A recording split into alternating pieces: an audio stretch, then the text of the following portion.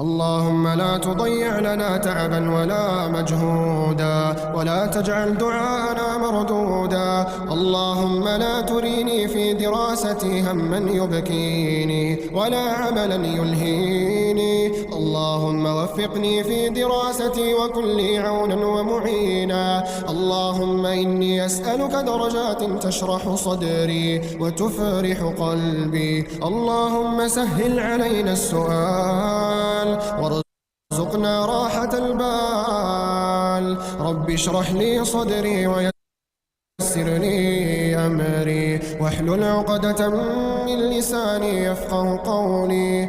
اللهم لا سهل إلا ما جعلته سهلا، وأنت تجعل الحزن إذا شئت سهلا. اللهم يا معلم إبراهيم علمني، ويا مفهم سليمان فهمني. اللهم إني وكلتك أمري فكن لي خير وكيل وخير فهمني.